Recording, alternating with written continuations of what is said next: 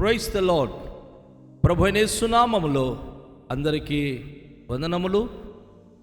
అందరికీ happy Easter. ప్రభు అయిన యేసు క్రీస్తు వారు మన కొరకు పునరుత్థానమైన ఆ యొక్క శుభదినపు శుభాకాంక్షలు మీకు తెలియచేస్తూ ఈ దినము వాక్య భాగము అపోస్తుడైన పౌలు రోమీయులకు రాసిన పత్రిక 6వ అధ్యాయములో 19 నుండి 23 వచనాల వరకు ఈ మాటలు ధ్యానించుకుందాం. మీ శరీర బలహీనతను బట్టి మనుష్య రీతిగా మాట్లాడుచున్నాను. ఏలనగా అక్రమము చేయుటకై అపవిత్రతకును అక్రమమునకును మీ అవయవములను దాసులుగా ఎలాగూ అప్పగించితిరో అలాగే పరిశుద్ధత కలుగుటకై ఇప్పుడు మీ అవయవములను నీతికి దాసులుగా అప్పగించుడి. మీరు పాపమునకు దాసులై ఉన్నప్పుడు నీతి విషయమై నిర్బంధన లేనివారై ఉంటిరి. అప్పటి క్రియల వలన మీకేమీ ఫలము కలిగిను? వాటిని గురించి మీరిప్పుడు సిగ్గుపడుచున్నారు కారా? వాటి అంతము మరణమే.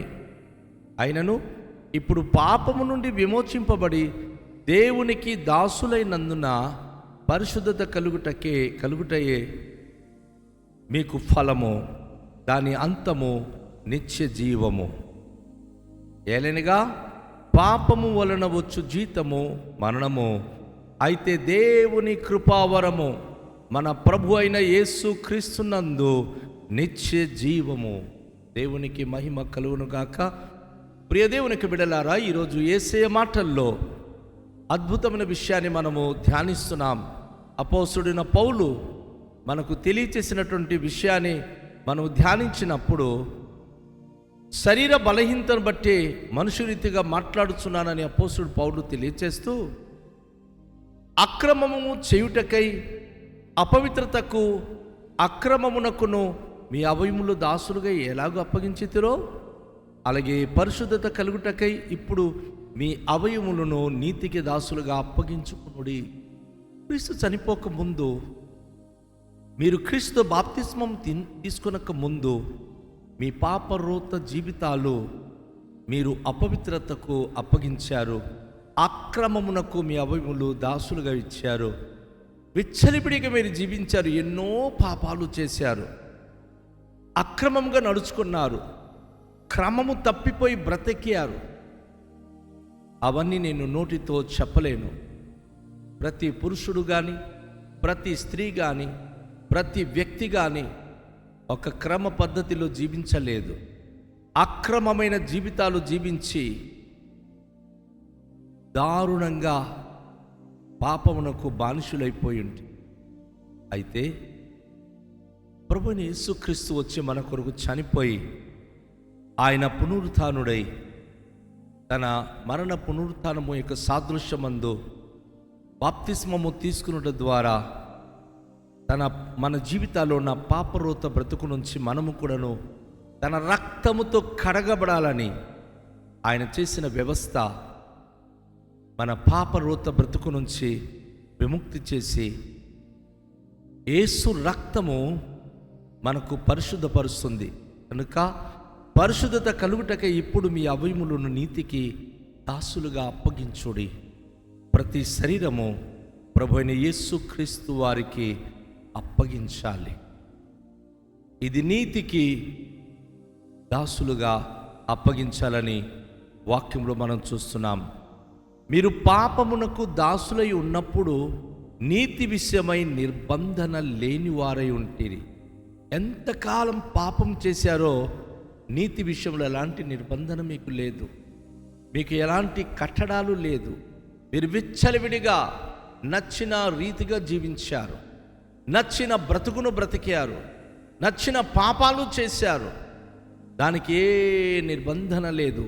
ఎందుకంటే పాపానికి దాసులైన వ్యక్తి పాపము వారికి ఎటు నడిపిస్తుంటే, ఏం చేయమంటే, ఎలాంటి బ్రతుకుమంటే పాపములో ఉన్న వ్యక్తి అలా బ్రతుకుతారు. అలాంటి మాట్లాడుతారు. అలాంటి జీవన శైలిని కలిగి ఉంటారు. కానీ వారికి ఎలాంటి నిర్బంధన లేదు. నీతికి వారికి సంబంధము లేనప్పుడు వారికి ఏ అడ్డు ఆపు లేదు కనుక వారు విచ్చలవిడి జీవితానికి అలవాటుపడి ఉన్నారు. అప్పటి క్రియల వలన మీకేమీ ఫలము కలిగినా అపోస్తలుడైన పౌలు ప్రశ్నిస్తున్నాడు. మీరు అన్ని దరిద్రమైన జీవితాలు జీవించినప్పుడు మీకేమైనా ఫలం కలిగిందా? ఎన్నో పాపరోత బ్రతికినప్పుడు మీకేమైనా ఫలం కలిగిందా అంటే, ఒక్కొక్కసారి మీరు ఆడిన మాటలు కానీ, మీరు చేసిన పనులు కానీ, మీరు జీవించిన జీవిత విధానాలు కానీ దేవుని ఎదుట మీకు జ్ఞాపకానికి వస్తే వాటిని గురించి మీరు ఇప్పుడు సిగ్గుపడుచున్నవారు కారా? మీరు ఇప్పుడు సిగ్గుపడుతున్నారు. అయ్యో, నేనేనా అలా మాట్లాడాను? నేనేనా ఇలాంటి తప్పుడు జీవితం జీవించాను? నేనేనా ఇలాంటి దుష్కార్యములు చేశాను? దాని ద్వారా ఏమైనా ఫలం కలిగిందా? ఆ రోజు గనుక ఆ పాపములో గనుక చిక్కిపోయి మీరు గనుక చంపబడి ఉంటే మీకు మరణమే, వాటి అంతము మరణమే. మీరు పాపక్రియలు చేసి జీవించినప్పుడు దేవుని కృప గనుక మిమ్మును అడ్డుకొనకపోయి ఉంటే, ఎన్నో పాపాలు చేసినటువంటి వ్యక్తులు ఎప్పుడూ అంతమైపోవాలి, చచ్చిపోవాలి. ఇప్పుడు పాపము నుండి విమోచింపబడి దేవునికి దాసులై ఉన్నందున పరిశుద్ధత కలుగుటయే మీకు ఫలము. ఎంత అద్భుతమైన విషయం అండి! దేవుని కృప మన కొరకు యేసు ప్రభు రూపంలో వచ్చి ఆయన మన పాపరూత బ్రతుకు నిమిత్తము కలువరి శిలువలో చనిపోయి, నా సోదరి సహోదరుడా వింటున్నావా? ఒక్కసారి నీ పాత జీవితాన్ని జ్ఞాపకం చేసుకో. ఎన్ని రకాల పాపాలు చేసి ఉన్నావు. సామాన్య మన మనసులు వింటే నిన్ను చీ అనే రీతిగా దారుణంగా పాప జీవితాలు జీవించి ఆ పాపానికి ఫలితం ఏంటో తెలుసా? మరణం. కానీ నిన్ను బ్రతికించాలని, నిన్ను సజీవునిగా తన బిడ్డగా మార్చుకోవాలని యేసు ప్రభువారు నీకు బదులుగా మరణించాడు. మరణించి నీ పాపము నుండి నీకు విమోచించి ఉన్నాడు. తను నీకు విమోచించి దేవునికి లోబడి బ్రతుకు, పరిశుద్ధత కలిగి ఉండు. దాని ఫలితము నీకు నిత్య జీవమని యేసయ్య మనకు అనుగ్రహించిన గొప్ప భాగ్యం ఇది. ఆయన మనకు అనుగ్రహించిన నిత్య జీవము మనము ఎప్పుడైతే పరిశుద్ధులుగా జీవిస్తున్నామో ఆ పరిశుద్ధమైన జీవితానికి దేవుడు మనకు లభింపచేసేది నిత్య జీవం. అందుకే ఆ వచనములు చూస్తున్నప్పుడు పాపము వలన వచ్చు జీతము మరణము, అయితే దేవుని కృపావరము మన ప్రభు అయిన క్రీస్తు యేసునందు నిత్య జీవం. నా ప్రియ సోదరి, నా ప్రియ సహోదరుడా, పాప నియమము నుండి నన్ను బయటికి లాక్కుంటూ వచ్చినవాడు ఎవరు తెలుసా? ప్రభు అయిన యేసు క్రీస్తు. ఒకప్పుడు నువ్వు ఎంతో పరిగెత్తావు, ఎన్నో విధాలుగా నువ్వు పాపరూత జీవితము జీవించి ఉన్నావు. ఒకవేళ నీ ప్రతి క్షణము నీకు సమయము దొరికినప్పుడల్లా నీ పాపరూత బ్రతుకు గురించి ఆలోచించవేమో, కానీ జాలిగల దేవుడు నిన్ను తొంగి చూచి, అయ్యో నా బిడ్డ, పాపపు కూపంలో మునిగిపోతున్నావు, జిగటగల దొంగ ఊబిలో నువ్వు చిక్కుకొని ఉన్నావు, నువ్వు బయటికి రా అని నీ చెయ్యి పట్టి నీకు లాగి బయటికి తీసుకొచ్చి ఉన్నాడు. చాలామంది ఇప్పుడు నీకు అంటారు కదా, ఆ యేసు ప్రభుని నమ్ముకుని పెద్ద నీతిగా వీడు ఉన్నాడని.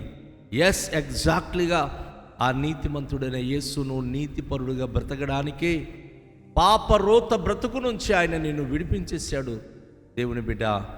అందుకే పాపము వచ్చే జీతం అయితే మరణమే. నువ్వు ఎంతకాలం పాపము చేస్తూ జీవిస్తున్నావో, నువ్వు పాపము వలన వచ్చే ఆ జీతము మరణం పొందడానికే నువ్వు ఉన్నావు. అయితే దేవుని కృపావరము మన ప్రభు అయిన యేసుక్రీస్తునందు అది నిత్య జీవముగా మార్చబడిన. ఏ పాపి అయితే కృప ద్వారా రక్షించబడుతున్నాడో, దేవుని వద్దకు వచ్చి దేవుని యొక్క కృపతో జీవిస్తున్నాడో, మన ప్రభు అయిన యేసుక్రీస్తునందు ఆయనకు నిత్య జీవము కలుగుతుంది. పాపము నుంచి విమోచించబడిన వ్యక్తి, వాస్తవానికి పాపములోనే గనుక ఈరోజు వరకు నువ్వు ఉండి ఉంటే, యేసు ప్రభు కార్చిన అమూల్య రక్తము నీ కొరకు ఒకవేళ కార్చి ఉన్నాడని నువ్వు నమ్మకపోతే, బాప్తిస్మము తీసుకొని కూడా మరలా నీ రోత బ్రతుకును విడువకుండా ఉంటే, నిత్య జీవానికి నువ్వు ఏమాత్రం పాత్రుడివి కావు. ఈరోజే నువ్వు దేవుని ఎదుట నీ జీవితాన్ని సరి చేసుకోండి. ప్రభువా, నేను పాపము చేసి మరణాన్ని గడించుకున్నాను, కానీ నీ కృప ద్వారా ఆ మరణం నుంచి నువ్వు నన్ను విమోచించావు. మీ శిలువ రక్తం ద్వారా నన్ను కడిగావయ్యా, నన్ను పరిశుద్ధినిగా చేశావయ్యా. నీ మహిమ కొరకు నన్ను బ్రతకడానికి కృపనిచ్చావయ్యా. నీ కృపలో నేను జీవిస్తానని ఏ బిడలైతే ఈరోజు తమకు తాము దేవునికి అంకితము చేసుకుంటారు, ఏ బిడలైతే తమకు తాము దేవునికి కృపకే సమర్పించుకుంటారో, నిశ్చయంగా దేవుని నుండి ప్రభువైన యేసుక్రీస్తునందు వారికి నిత్య జీవము కలుగుతుంది. మనకు తెలుసు కదా, యోహాను సువార్తలో యేసు ప్రభు చెప్పిన మాట, దేవుడు లోకమును ఎంతో ప్రేమించెను కాగా తన అద్వితీయ కుమారుడుగా పుట్టిన వాణ్ణి విశ్వసించువాడు నశింపక నిత్యజీవం పొందుతుంది. ఈరోజు మనం ఎలాంటి పరిస్థితుల్లో ఉన్నా ప్రభువైన యేసునందే మనకు నిత్య జీవము, ప్రభువైన యేసునందే పాప క్షమాపణ, ప్రభువైన యేసునందే మనకు ఆయన దేవుని యొక్క కృపావరము. కనుక నా ప్రభు నందు ప్రియమైన వాళ్ళారా, ప్రభువైన యేసుక్రీస్తు మనకు అనుగ్రహించిన ఈ నిత్య జీవము ఉచితమైనదే, కానీ దానికి మనం పెట్టుబడి పెట్టాల్సిన పెట్టుబడి మన విశ్వాసపూరితమైన జీవితము, ఆయన వాక్యానికి అనుకూలంగా జీవించాలన్న ఆ యొక్క జీవితము. కనుక రండి, తలలోంచుకొని ప్రార్థన చేద్దాం. మికిలి దయగల పరలోకపు తండ్రి, మీ పరిశుద్ధ నామానికి స్తోత్రాలు. ఈ దినము మరణానికి పాత్రులైన మాకు నిత్య జీవానికి ప్రభు పాత్రులుగా చేశారు. మీ కృపాదానము మా ప్రభువైన యేసుక్రీస్తునందు మాకు అనుగ్రహించారు. ప్రభువా, మీ పునరుత్థానపు దినమున పాపము నుండి మమ్మను పునరుత్థానము చేసి మమ్మను లేవనెత్తి మా ప్రభువైన యేసుక్రీస్తుతో పాటు చిరకాలము జీవించడానికి మీరిచ్చిన కృప కొరకు, భాగ్యం కొరకు కృతజ్ఞతలు చెల్లిస్తూ, ఈ పునరుత్థానపు పరిశుద్ధమైన మహోన్నత దినమున ప్రభువైన యేసుక్రీస్తు వారి యొక్క పునరుత్థానమందు మేము ఐక్యగలవారమై మీ నామానికి మహిమకరంగా మీ రాజ్యంలో చేరే పర్యంతరము ఈ శరీరము పాప నియమానికి ఇక మీదట ఏం మాత్రం మేము విడిచిపెట్టక నీతికి సాధనములుగా పునరుత్థానము కలిగిన వారమై మా ప్రభువైన యేసుక్రీస్తుకు ప్రియమైన బిడ్డలుగా నీతికి సాధనములుగా మా శరీరము అప్పగిస్తూ యేసు నామములో ప్రార్థిస్తున్నాము తండ్రి, ఆమేన్. అందరికీ షాలోం. ప్రభు మనను దీవించునుగాక.